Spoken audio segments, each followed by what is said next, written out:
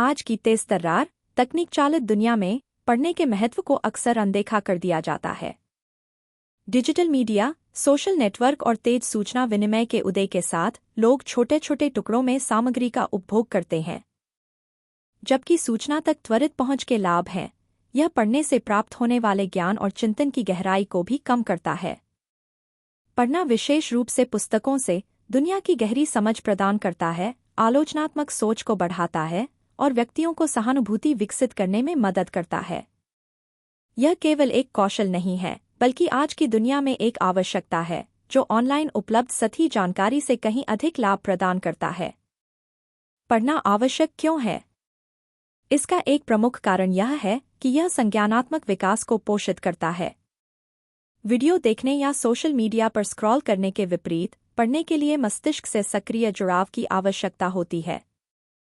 जब हम पढ़ते हैं, तो हम सामग्री की कल्पना करते हैं, व्याख्या करते हैं और उसका विश्लेषण करते हैं, जिससे बेहतर समझ और समस्या समाधान कौशल विकसित होते हैं। यह संज्ञानात्मक प्रक्रिया फोकस और एकाग्रता को तेज करने में मदद करती है, ऐसे कौशल जो लगातार विकर्षणों से भरी दुनिया में अक्सर खो जाते हैं। हम जितना अधिक पढ़ते हैं, हमारा मस्तिष्क उतना ही अधिक काम करता है, रचनात्मकता, विश्लेषण और तार्किक सोच के लिए इसकी क्षमता को बढ़ाता है, जो इसे व्यक्तिगत विकास के लिए एक महत्वपूर्ण गतिविधि बनाता है। संज्ञानात्मक लाभों के अलावा, पढ़ना भावनात्मक बुद्धिमत्ता को बढ़ाता है। साहित्य, विशेष रूप से कथा साहित्य, पाठकों को विभिन्न पात्रों के जूते में कदम रखने और उनके विचारों, भावनाओं और प्रेरणाओं को समझने की अनुमति देता है। यह अनुभव सहानुभूति को बढ़ावा देता है, जिससे व्यक्ति दूसरों के अनुभवों और भावनाओं से संबंधित हो सकता है। एक ऐसी दुनिया में जो सूचनाओं के तेजी से आदान प्रदान के कारण भावनात्मक स्तर पर तेजी से अलग होती जा रही है, पढ़ना इस अंतर को पाट सकता है, हमें विविध दृष्टिकोणों की सराहना करना और दूसरों के बारे में अधिक समझदार होना सिखाता है। इसके अलावा, पढ़ना आजीवन सीखने के लिए एक मजबूत आधार बनाता है।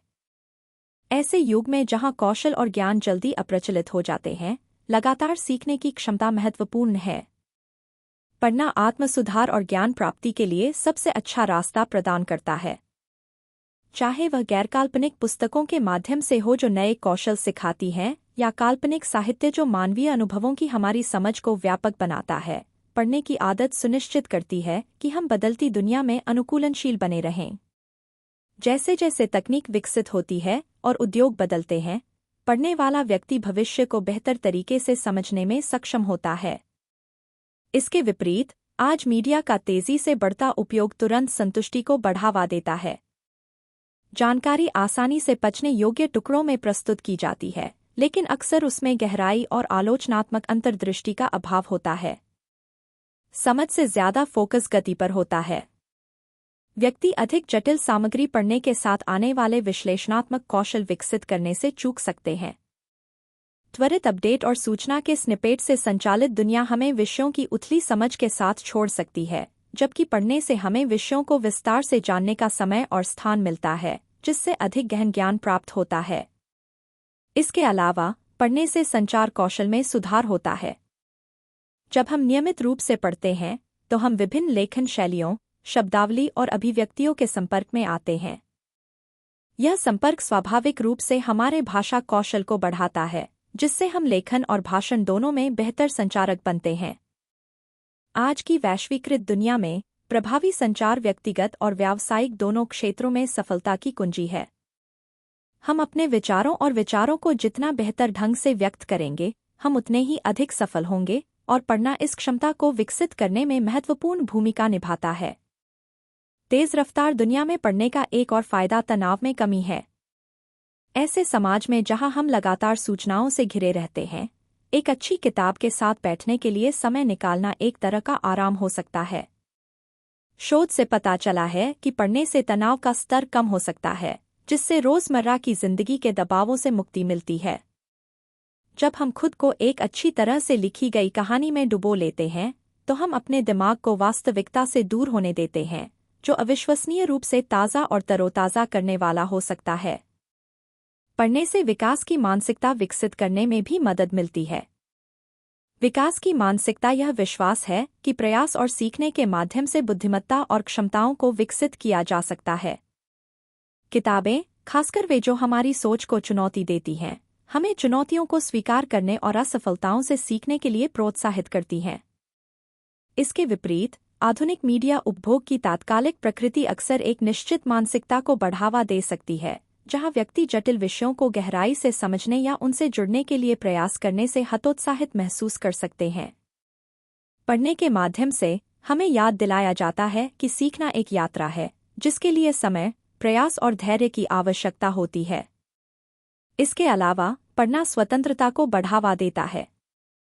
ऐसी दुनिया में जहां हम लगातार एल्गोरिदम, अनुशंसाओं और बाहरी प्रभावों द्वारा निर्देशित होते हैं, पढ़ना हमें अपने स्वयं के विकल्प बनाने की अनुमति देता है।